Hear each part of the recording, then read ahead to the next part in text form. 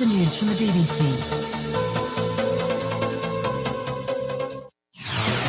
This is DZRJ 810 AM, Radio Bandido, broadcasting nationwide on 50,000 watts, streaming worldwide on Facebook.com/DZRJ 810 AM. Raja Broadcasting Network Incorporated, member KBP, kapisanan ng mga broadcasters sa Pilipinas. The views and comments of the hosts and guests are not necessarily those of the station. Radio Bandido, 810 AM. Welcome to The Jam, your Sunday evening world news wrap-up, here on DZRJ 810 AM, the voice of the Philippines. Here's your host, Eric Lacane. Hello and welcome to the World News Jam here on DZRJ Radio, the voice of the Philippines, coming to you live Saturday afternoon at 4 p.m. Actually, we're a bit after 4 p.m. right here from the DZRJ station in Makati, the Philippines. We're going to be giving you some of the most interesting stories, I think, that are going on this week. Thank you to all our listeners out there that are tuning in on the radio here in the Philippines on 810 AM DZRJ, or are watching us at www.facebook.com/DZRJ 810 AM. Now, if you have any questions or you just like to say hi, give us a call at 895-4460 or 897-8374. Now, one of the things I would like to get to first here today on the World News Jam is Happy Mother's Day. I know it's not really Mother's Day. Mother's Day is tomorrow. But since it's Saturday, I thought we would go ahead and celebrate Mother's Day here on the show. Now, Mother's Day is a pretty special day because everybody has a mother. I mean, 100% of us have a mother. That may not be true in the future as science keeps evolving, but for right now, everybody has got to have a mother. So, Mother's Day is a good time to thank your mother, I don't know, just for being mom. It's a great day just for showing mom how special she is. Maybe get her some flowers or take her to dinner at the mall. Maybe even get her a nice card. One of the great quotes I've always heard about Mother's Day is, God can't be everywhere, so therefore he made mothers. But if you cannot get around to seeing your mother, or she's back living there in the province, or maybe back in your home country, I don't know, go out and buy some load and give her a call and let her know that you're thinking of her. This year, I got an idea. My mother, she's 87 years old. She's getting a little short, a little older, a little slower. She was an artist. Her paintings are all over the house. She had lots of paintings. They're everywhere. But there's not one single painting of my mom. So I thought this year I would get a young, talented Filipino painter to paint a portrait of my mom from a photo I have. She's never had a portrait, so I thought this just might be a great surprise for her. So if you're out there and you're thinking about ideas and things that you are interested in, things that you can do for your mom this year, I don't know, give us a call at the station or write us a message here on Facebook, and we'll tell people about your idea right here on the air. So let's get to the news. What is the headline news this week? Well, this week, all over the TV and all over the newspapers, there was a small step toward relations with North Korea. About an hour before the Secretary of State from the United States, Mike Pompeo, plane took off from North Korea capital Wednesday night. 3 Americans, Kim Hak-song, Tony Kim, and Kim Dong-chul, now they sound Korean, but they're actually American citizens, were given back their freedom. They were the release of these 3 American prisoners, which Pyongyang has accused them of, or Pyongyang seems to be using them as kind of political bargaining chips. But it's been the priority of the White House as it moves forward in the engagement with the Kim regime. You know, the last time North Korea freed a detainee U.S. citizen back in June 2007, it almost took a good faith turn, or it looked like it was, but then there was a sinister part about it. That was Otto Warmbinger. By the time the 20-year-old college student had finally gotten home, well, he died a week later in his hometown of Cincinnati while in a coma. But the three detainees who have just been released landed early Thursday morning at the joint base there in Andrews near Washington, D.C., and they were greeted by President Donald Trump. Also, I believe the lady Melania Trump was there, and Vice President Mike Pence and his wife, Karen Pence. Throughout the two flights they took to get home from North Korea, they reportedly remained sequestered from contact with a team of medical professionals looking at them, including a psychiatrist. State Department discussed only the most basic details about them, according to the Associated Press, and little yet is known about their health status. But all three walked across the tarmac in Pyongyang before boarding and off the medical plane upon their arrival in the United States.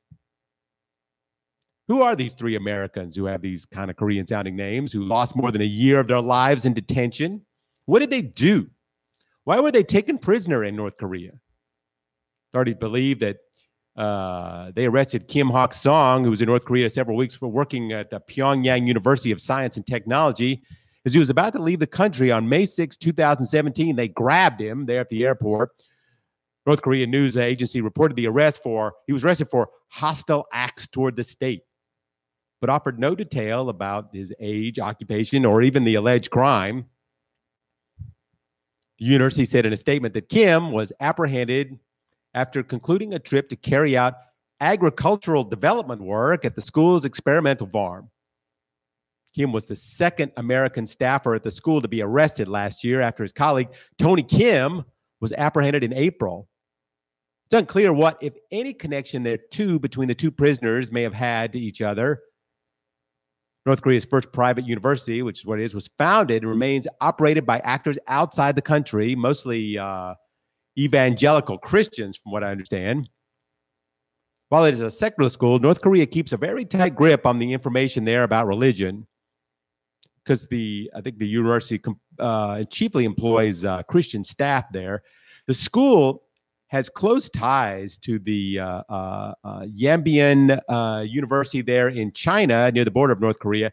Tony Kim, who was arrested, supposedly worked as a professor there, while Kim Hak-song is believed to have studied and perhaps worked at the school. Representatives of the school have stated that in the arrest of Tony Kim and Kim Hak-song, they're not connected in any way to the university. South Korean-born Kim Dong-chul, who was 62 years old, was arrested in October 2015 on charges of espionage and other undisclosed crimes. Kim is a naturalized U.S. citizen and resident of Virginia. He ran a trade and hotel services firm in the special administration zone between China and North Korea. His secretive detention was only brought to the public about 3 months later, when authorities decided to introduce the prisoner to a CNN crew. When he was convicted March in 2016, he was sentenced to 10 years of hard labor. About a week after Warmberg's conviction, both sentences were handed down shortly after the U.S. had levied steeper sanctions against North Korea in response to missile testing. Kim also delivered a public confession and an apology, wherein he said that in 2013, he began spying on behalf of the South Korean conservative elements. The North Korean government reportedly arranged a limited press conference that was covered by South Korea's news agency and China's state-run news. A few reports about the conference said that he admitted to bribing North Korea residents for information about Pyongyang's nuclear weapons program. This kind of goes in line of how things go with these types of prisoners. They are seemingly arrested for something completely far-fetched, and then out of nowhere, they admit to their guilt. President Trump has continually denounced the regime for failing to respect the rule of law or basic human decency and called them a brutal regime. But this time, everything's completely different. when he stepped out on the tarmac with the prisoners and met them and shook hands, he said, "I want to thank North Korean leader Kim Jong-un, who really was excellent to these three people." Really? Trump's cheerful language regarding the treatment of the former captives, I don't know, it seemed a little odd. Former captives had been in prison for a year or longer, accused of charges ranging from espionage to whatever hostile acts means. One of the men had even been sentenced to 10 years of hard labor in a nation that hosts the most most tough, brutal prisons in the entire world. This is a sharp contrast to what we heard just last year, where Trump said the leader of North Korea was on a suicide mission, and then he threatened to totally destroy North Korea. Seems like this release of prisoners is Kim playing on the idea that it's easy to manipulate the president of the U.S. It's almost as if he's trying to soften up the president before their big upcoming summit in Singapore. But Trump saying that Kim Jong-un was excellent to the prisoners after what they just went through, seems fairly obvious that these prisoners are being used as a way of bargaining for possible lifting of sanctions. But is he doing this to lift his sanctions? Possibly to do it and not give up those nuclear weapons? Do you think Kim will ever give up those nuclear weapons? You think he'll figure out a way to trick the U.S. president into not giving up those nuclear weapons and yet somehow lifting some of those sanctions? I mean, did the president forget what happened to the young college student Warmbringer?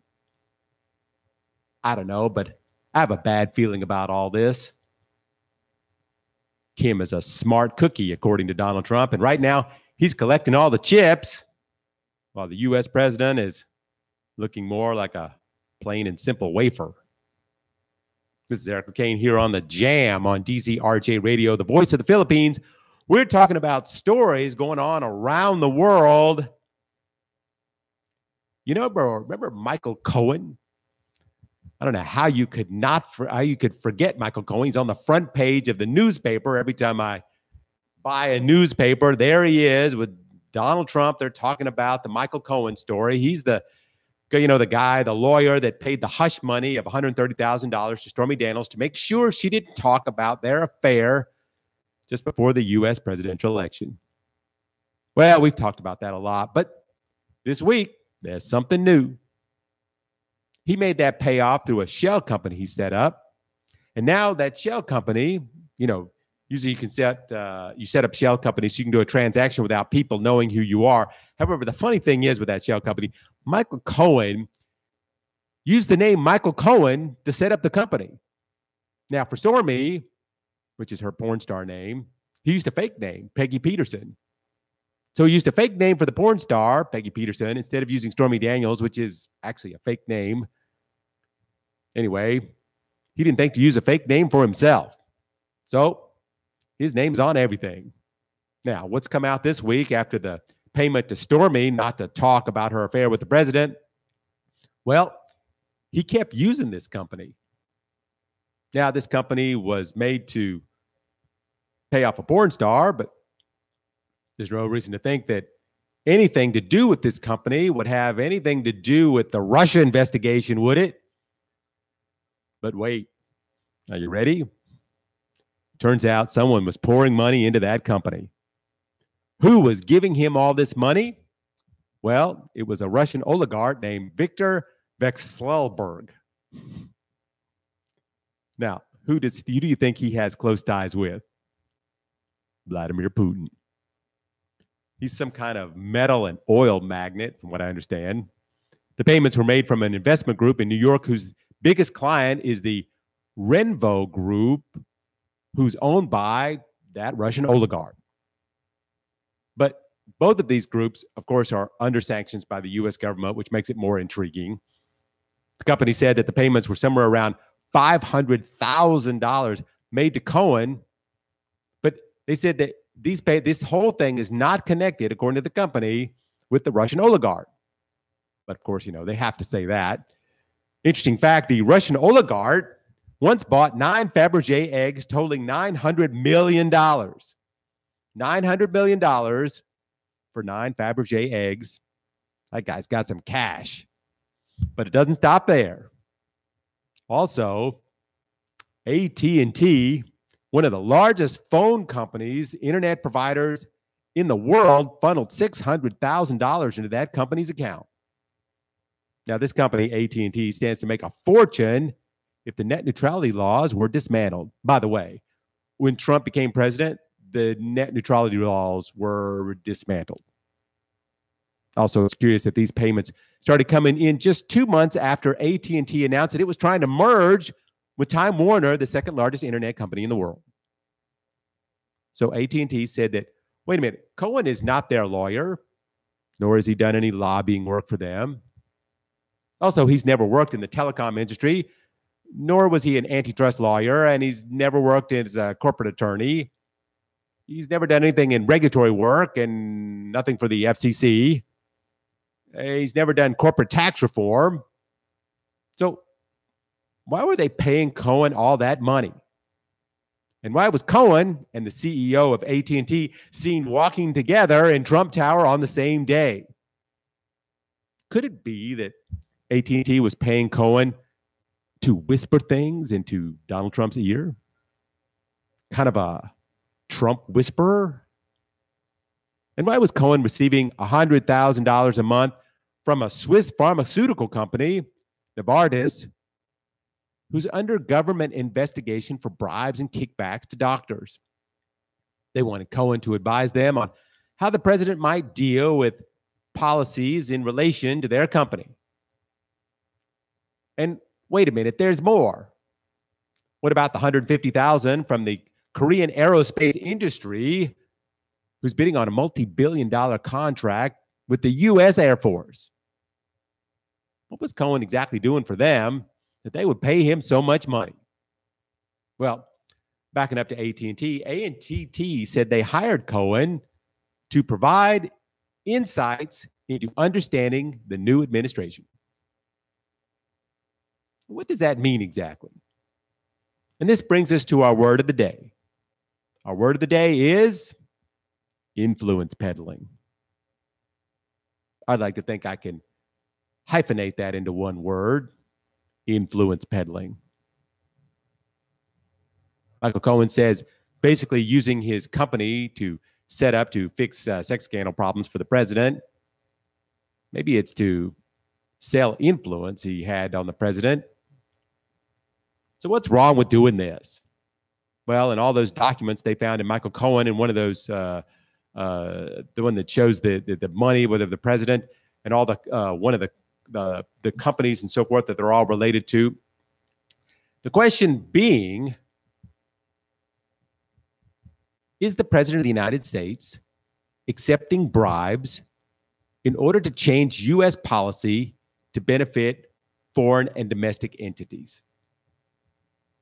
Head of a watchdog group on this sort of thing said, what we do know is this sort of pot of money that Michael Cohen he never thought would ever go public, and that it was given to someone who had absolutely no experience, no expertise in any of the areas that the givers were giving the money to for what they were interested in. The only asset Michael Cohen had was his perceived close relationship with the president. What we do know is, well, it may not be illegal, but sure is an ugly picture. On the campaign trail, Trump promised to drain the swamp. The Cohen regulations suggest that instead, the closest advisors to taking large amounts of money from corporations who hope to get something in return, they also continue to expose major loopholes in the rules and the guidelines surrounding the president, campaign finance, lobbying. And by the way, Trump still hasn't released his tax returns, well, because he doesn't have to, meaning the president himself could have sources of income that we don't know about.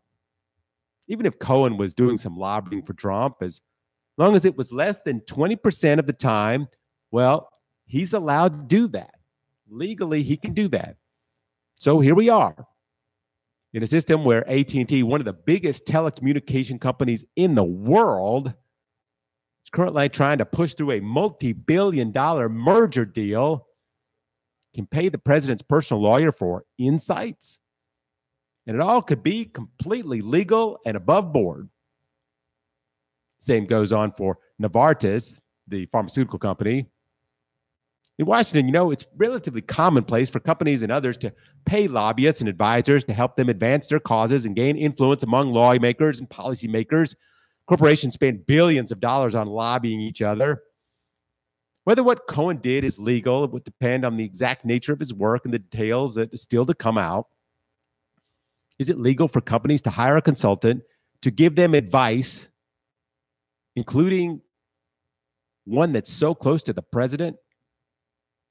But if Cohen were being paid by the lobby of the administration to talk to the White House on behalf of the companies, he should have registered as a lobbyist. And that is a legality problem that he has to deal with because he did not. AT&T, in its statement on its payments to Cohen, specified that he was not paid to lobby. Under federal law, a lobbyist has to register only if he spends 20% or more of his time lobbying activities within a 3-month period. Unless AT&T was paying Cohen to set up meetings and he was spending more than 1/5 of his time on that, he didn't run afoul through the foreign federal lobbying rules, blah, blah, blah. Cohen was also paid by the drug maker Novartis, which is based in Switzerland, and the South Korean aerospace company. If he was acting as an agent on behalf of those companies, then he should have registered as a foreign lobbyist, but he didn't. But again, the companies are saying that that's not what he did for them. And so again, he might be in the clear on that. But what we do know is this is a pot of money that Michael Cohen never thought would become public. Now, this person with no experience or expertise, he's in a situation now where he's got a huge amount of money that he doesn't know how to explain.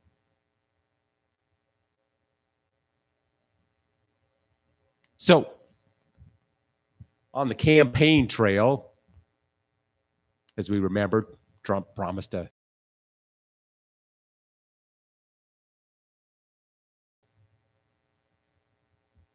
Cohen regulations suggest that instead,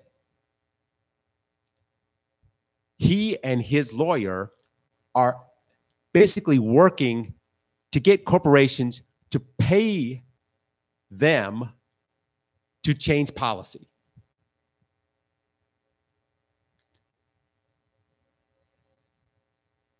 What is going to happen if this finally becomes this? This whole thing, this whole company was meant to pay off a porn star. And then in the end, they wouldn't admit that he was with the porn star. If he had admitted that he was with the porn star, this whole thing would have gone away. No one would have thought anything of it. Hey, the president slept with a porn star 10 years ago. How many people would have cared? But now, this thing is taking a whole new turn. I think what could happen, or what might happen now, is they're going to catch this guy Cohen for taking all this money. And Donald Trump is going to somehow continually keep pulling himself away from this guy like he hardly ever knew him. You watch and see what happens. When this is all over, the people that like Trump are still going to like Trump, even though he slept with a porn star while his wife was having a baby, and while he was also cheating on the side with a girlfriend who was a Playboy playmate. I mean, who really cares about any of that? Because they won't admit the obvious, the whole thing turns out now it's all in the open. And it seems to be much more worse than the affair with a porn star. And so much more less fun. This is Eric LeCain here on the Jam on DZRJ Radio, the voice of the Philippines. We're talking about stories going on around the world. We have a lot of stories coming up next. Some of the most interesting stories, getting away from politics and so forth, some of the fascinating stuff that you might find that's going on here in the world that maybe you haven't heard about yet. But first, let's take a quick commercial break. We're at about the half hour here. It's about 4:30. We'll be back in just a few minutes with more stories here on DZRJ Radio, the World News Jam. You're listening to DZRJ 810 AM. We'll be right back after these reminders.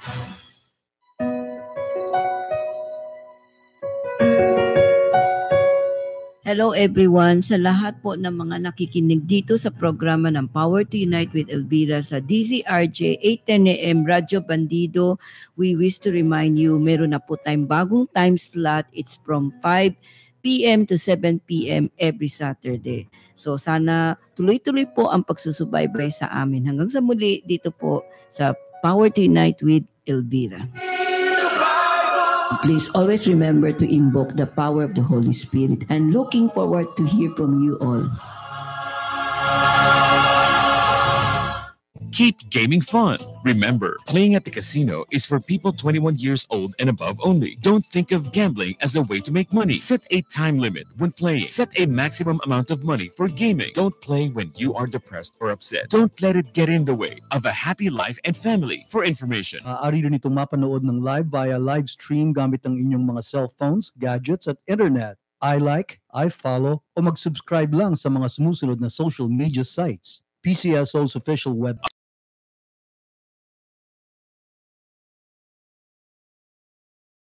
streaming, Daily Motion Live at YouTube accounts. Live from the DZRJ studios in Manila, this is The Jam. All the news you find interesting from around the world. Here's your host, Eric LeCain. Hello, this is Eric LeCain. We're back here on the World News Jam on DZRJ Radio, the voice of the Philippines. Talking about stories going on around the world. It's Mother's Day. Actually, it's the day before Mother's Day. So happy Mother's Day to all you mothers that are listening out there. I'd also like to do a shout out to Yona Lynn. She wrote in here that we're having a little choppiness. Sometimes we have a little trouble with the internet here in the Philippines. But hopefully you'll stick around and watch us here on Facebook if we can get through some of the issues with the internet. Also, thanks to JP for joining us and DJ Ace, who says hello here on the News Jam. Anybody who would like to call in or text us here on Facebook and say hello, we'll say hello back.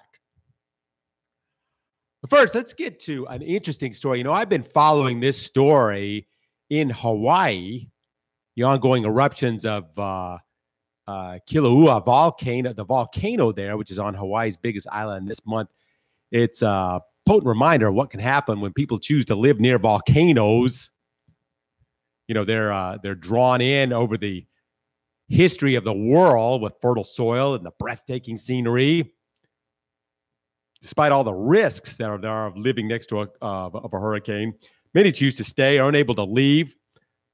They're bound by their culture or economics to the land. But, man, you got to be careful living next to a volcano because, well, eruptions can happen, and eruptions with volcanoes have in the history destroyed entire civilizations. They release more energy than a nuclear weapon. They are even visible from outer space, can change the temperature of the entire planet. The volcano in Indonesia, a little while back, produced the loudest sound ever heard. Even mild eruptions like the one in Iceland back in 2010 can force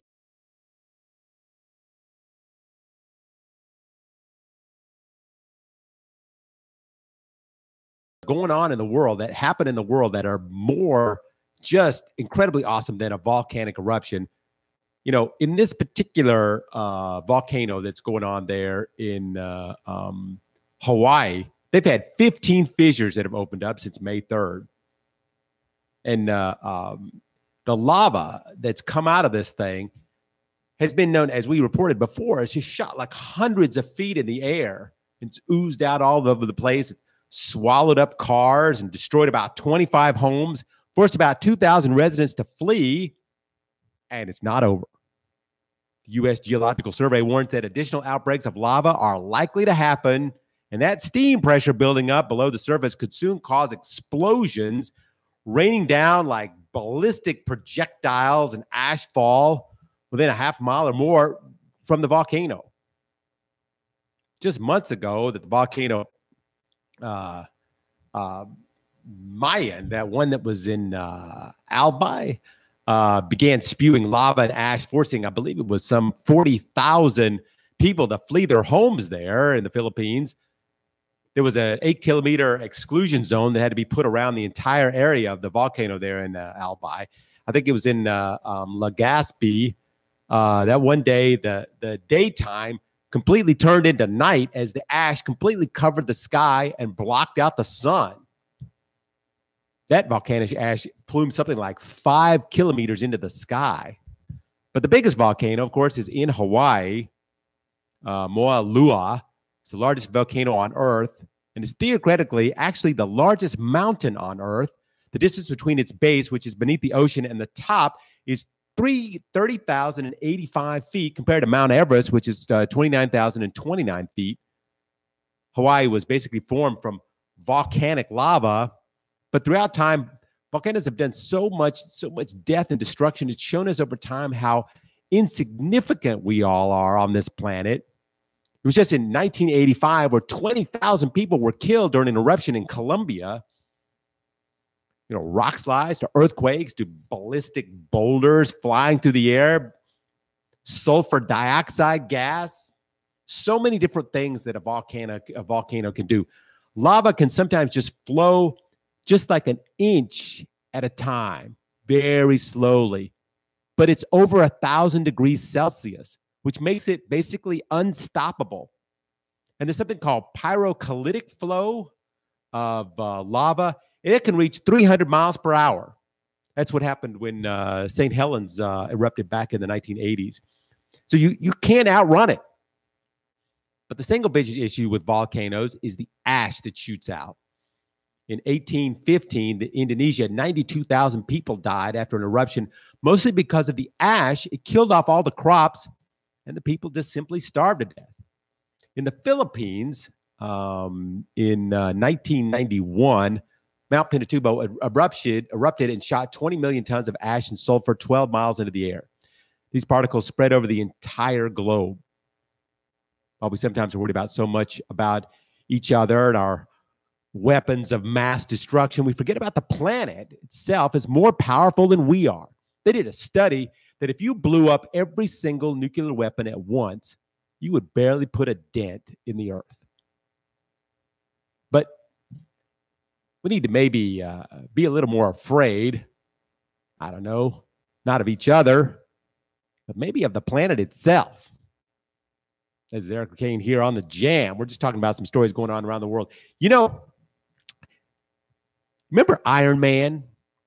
One of the mightiest superheroes in the Marvel movies, a little entertainment news we would go to here. Everyone knows him.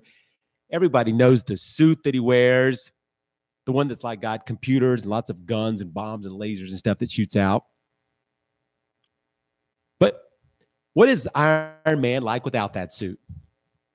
Well, he's not really much without the suit. Anyway, the original Iron Man suit was stolen last week, or at least it was reported stolen last week. It was in a storage unit in Los Angeles. Right now, the police have no clues except that it was in a storage facility there in LA, and, well, now it's not. The suit was reportedly valued at $325,000. The LAPD Foothill Division is looking into the disappearing suit, but Robert Downey Jr. is now, he's one of the highest paid actors because of that movie. And I think Infinity War, which is out, earned $1.2 billion so far. I think they can probably afford another suit.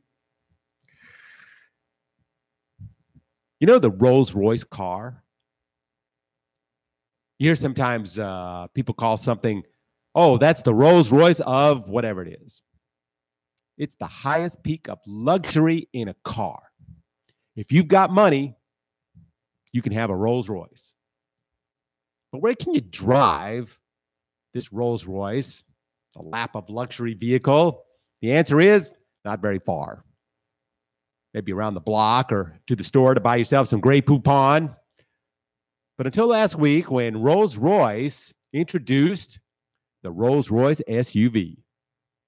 After years of teasing and testing, Rolls-Royce has unveiled the first Rolls-Royce SUV. It's a boat of a vehicle called the Cullinan. That's named after the largest diamond ever discovered. The most anticipated car of 2018 and quite possibly the most anticipated Rolls-Royce of all time. This thing sells for $325,000, roughly 1/100th of the estimated value of the diamond. The all-wheel drive Cullinan will be plenty powerful. It has a 6.75-liter twin-turbo V12 engine that makes 363 horsepower and 627 pounds of torque. It's also being positioned as Rolls-Royce as the adept off-road vehicle. The company says this vehicle has been tested for all over the planet, but doesn't sacrifice the ride that Rolls-Royces are known for. It's got luxury abound. The rear seats are separated by a center console that houses whiskey glasses and a decanter. It has champagne flutes and a fridge in the car. Vehicle can lower itself by more than an inch, and that makes it very easy to get in and out since it's so high up in the air. There's a heated steering wheel, as well, of course, as heated and ventilated seats. And there's technology, too. Rolls-Royce is including its first touchscreen infotainment system, wireless charging, 5 USB ports, a Wi-Fi hotspot, and a heads-up display for the in front of the driver. Its features include night vision cameras, active cruise control, and collision and departure warnings. But Rolls-Royce is far from the first luxury car that's known for making an SUV. In fact, a lot of the other, fancy car companies also have an SUV. Bentley has one, Maserati, Lamborghini. They all make SUVs. And then the somewhat but not really affordable ones from Porsche, Mercedes-Benz, Jaguar, Cadillac, BMW, Ferrari. Even Aston Martin has an SUV. Everybody's getting in on this market. So if you have $325,000 to throw away on a car, you can get yourself an SUV Rolls-Royce.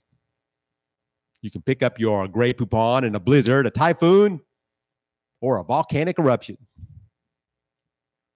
Moving over to some science news. In space, the new SpaceX, remember them? We talked about them before. They're the guys who are going to send people to Mars. They have those cool rockets that can take off and land back to Earth and be used again. Well, something went wrong this past Thursday when they were trying to send up one of those rockets into space and to see if they could test and meet the requirements to send humans in a rocket. They were all set to go at the NASA Kennedy Space Center when they had the abort signal from one of the computers popped up. The onboard computer detected a problem that it could not fix, so the mission was aborted. But if you're going to bring your rocket there and set the whole thing up, you can't give up on just a computer technical problem. So they tried it again on Friday. Well, Friday, that was the kicker. The SpaceX Falcon 9, which is designed for crewed missions, finally made its debut launch on Friday. Its main job on this mission was to deliver a communication satellite for the government of Bangladesh, which is okay. The satellite went into orbit just 33 minutes after the launch. It was then that the rocket came back down to Earth and landed very near where it had taken off. The big takeaway from this historic flight is that they may well be the first private aircraft to meet NASA's requirements for sending people into space, which is, I believe, the end goal of SpaceX. They want to send people into space on a regular basis and then bring them back, land the rocket, refuel, and send the rocket back up again. It's basically cheap space flight, which has always been the problem with space flight. Every time you send someone up into space, it costs a lot of money because the boosters rockets are just thrown away. But now they can reuse space flight and make it more accessible to more people. The engineers at SpaceX say that by next year, the Falcon rockets will be able to land and take off again within 24 hours. They also plan to build about 30 to 50 of these rockets. Maybe in the near future, we can finally get into space just by going up on one of these high-powered rockets. But I don't know. Before I do this, I just want to make sure that they don't blow up. This is Eric Kane here on The Jam. We're talking about stories going on around the world. A very interesting story, which a lot of you might be have an opinion on. Scientist David Goodall, he was one of the Australians' leading botanists and ecologists. He wrote many papers as well as a 30-volume book on ecosystems around the world. He was well known in his field, but I don't know, I'd never heard of him. He's not a household name. Well, not until this week. You see, David, he wouldn't die. He was 104 years old and was fairly good health, not terminally ill.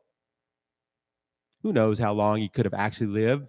The problem was he didn't want to live anymore. He was just getting too old, and his quality of life was not what he wanted it to be.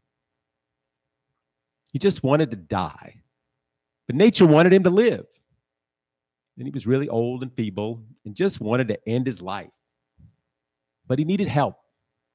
Someone to help him commit suicide. Currently, assisted suicide is illegal in Australia, except in one state, but you got to be terminally ill to be able to do it there. So he was not terminally ill. So what was he supposed to do? So, well, he started a GoFundMe page to raise money to go to Switzerland, where suicide is legal. You know, GoFundMe is a webpage that you can set up and get people on the internet to send you money for a project. And people ended up sending him more than he actually needed for the plane and the expenses.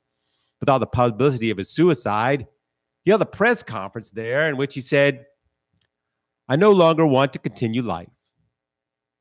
One wants to, at my age, even rather less than my age, be free to choose death when the death is at its appropriate time." Before going under the procedure to commit suicide, he had fish and chips and cheesecake for dessert. It was his favorite meal. And in his final minutes, they played Ode to Joy from Beethoven's Ninth Symphony, which was his favorite piece of music.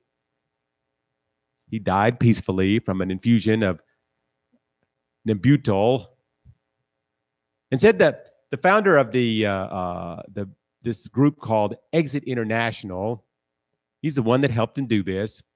He said David was visibly frustrated with all the paperwork he had to sign. In fact, his last words were, "Man, this has taken awfully too long." Assisted suicide and euthanasia has been debated on whether it should be legal.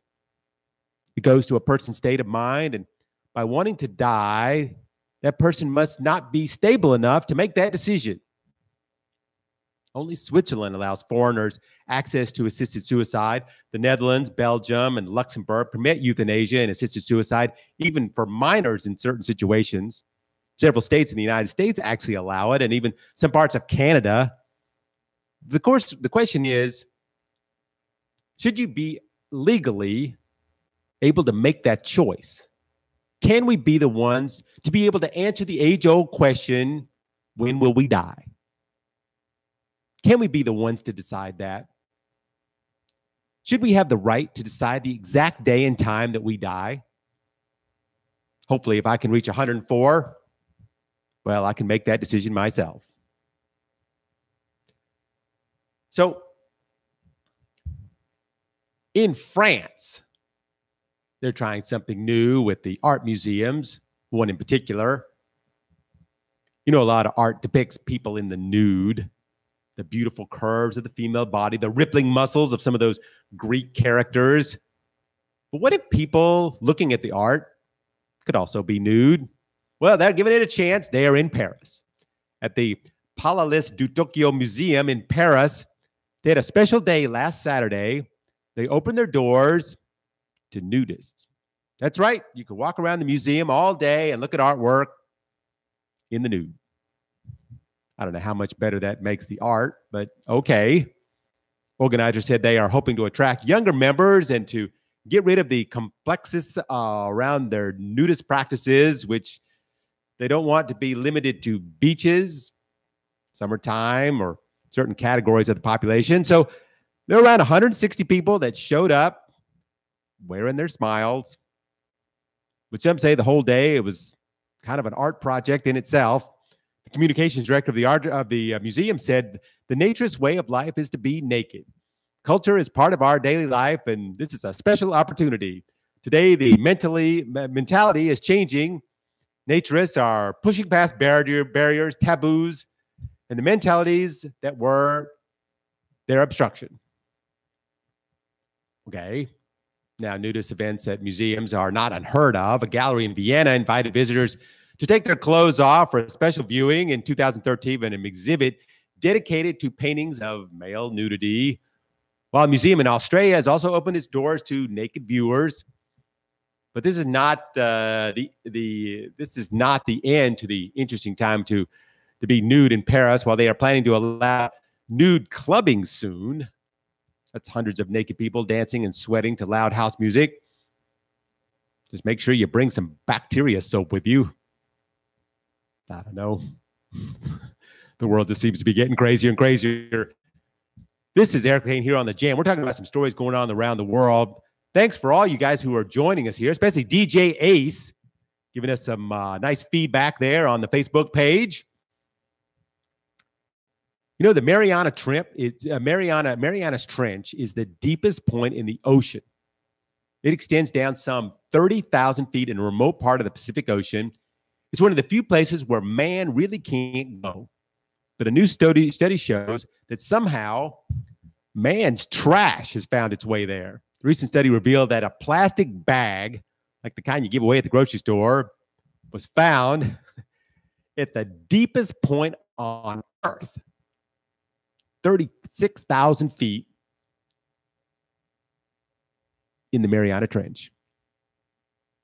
Scientists found it by looking through the deep sea debris database. That's a collection of photos, videos that were taken from over 5,000 dives over the past 30 years that were made public just recently of the classifiable debris logged into the database.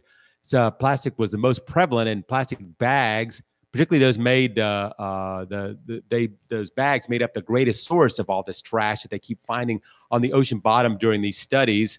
Other debris like rubber, metal, wood, and cloth. They're yet to be what they're going to classify that is, but most of it is plastic. In fact, of all these studies that they've done on the ocean floor, 89% of the trash that they are finding there is plastic. Now, while the Mariana Trench may seem a little dark, lifeless pit, it actually hosts a lot of light, a lot more than you might think.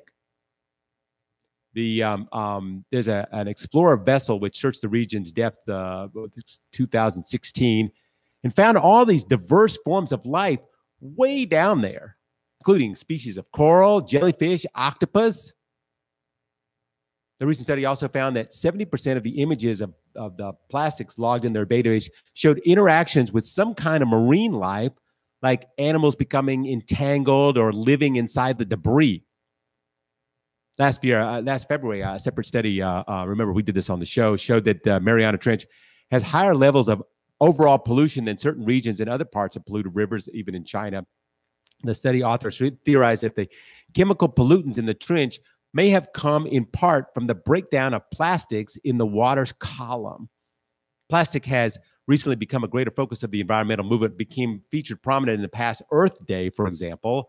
While plastic can enter the ocean directly, such as through trash from a beach or discarded from ships, a study published in 2017 found that most of it is flowing into the sea from 10 rivers that run through heavily populated areas and then into the ocean.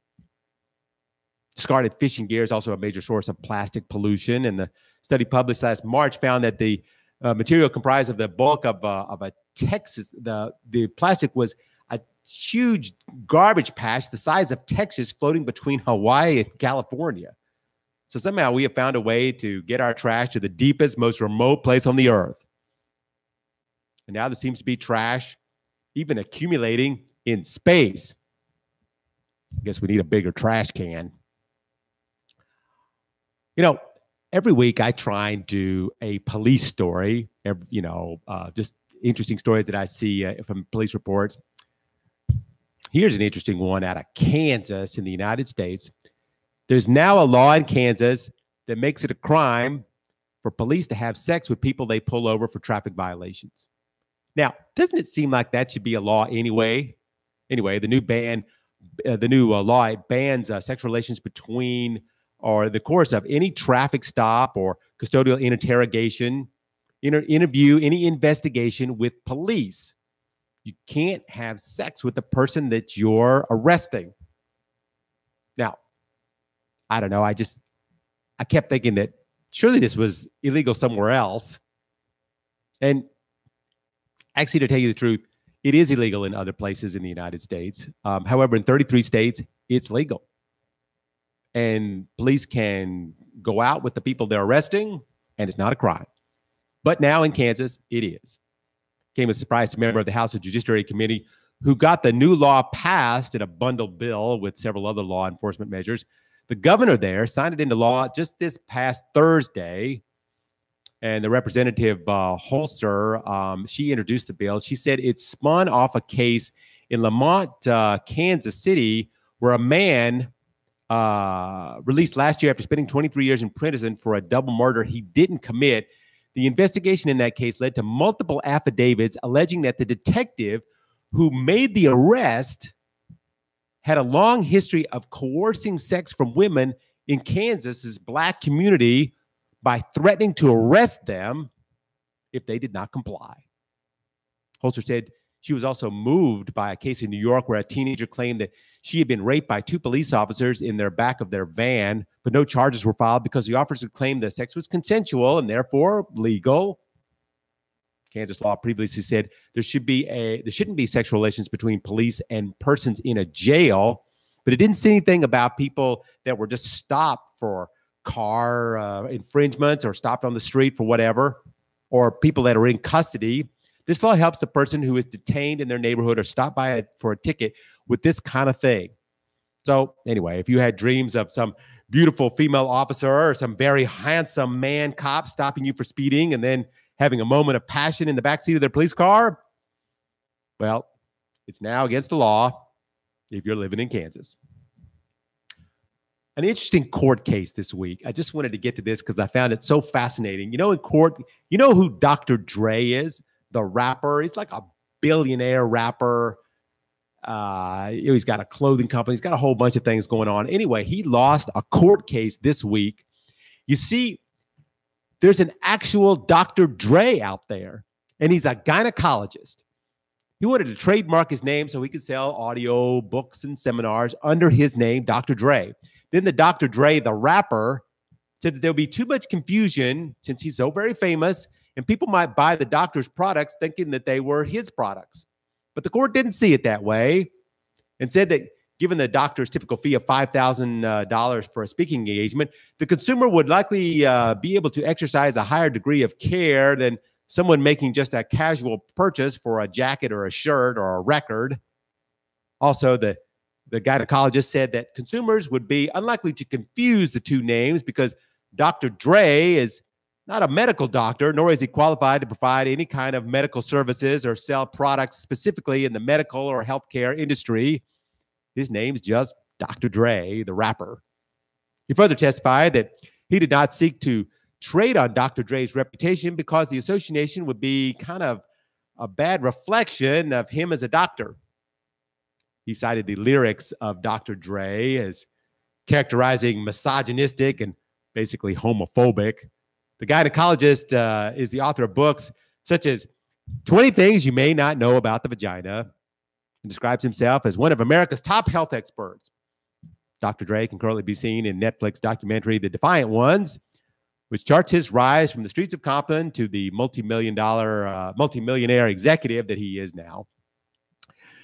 So Dr. Dre and Dr. Dre are now two separate entities. In the final story today, let's touch on medical news. There was an interesting case in medical news this week. A woman went to the hospital with a runny nose. I mean, a bad runny nose. I mean, it was just pouring out of her nose. She had been there to several doctors over the years about this problem, but it was never solved. They said it was allergies, congestion, it may even be a really, really bad cold. But last week, it was just too much. So she went to the hospital, and she finally got her answer.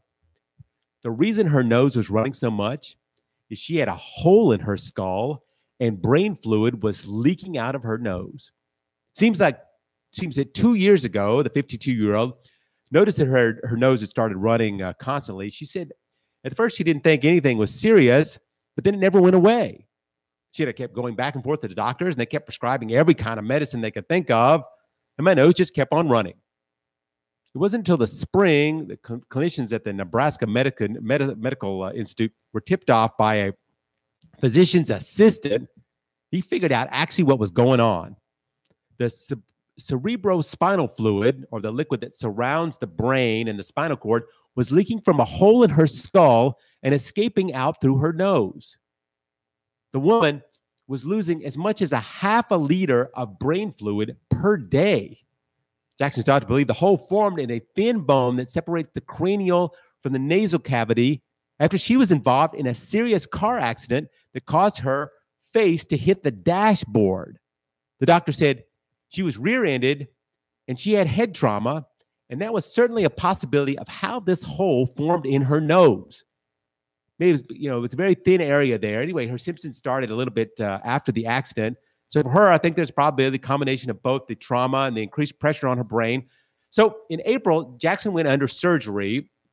And just this month, it came out in the news where doctors had mended the hole in her tissue and her nose. They mended the hole in her nose with tissue from her abdomen. And anyway, she's now back home recovering. Everything was success.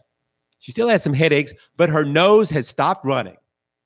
So if your nose is running and won't stop running, maybe something in your body is not quite right, and you need to get a second opinion, because the body is really complicated.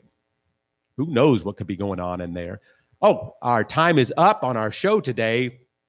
This is Eric LeCain here on DZRJ Radio, the voice of the Philippines. Thank you for joining us here. Thank you for all the people that wrote us comments here on Facebook.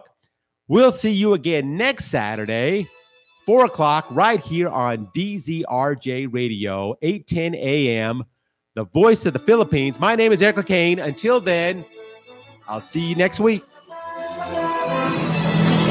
You've been listening to The Jam with your host, Eric LeCain, on DZRJ 8:10 a.m., the voice of the Philippines. The views and comments of the hosts and guests are not necessarily those of the station. This is VOA News, brought to you live from VOA through DZRJ in Manila.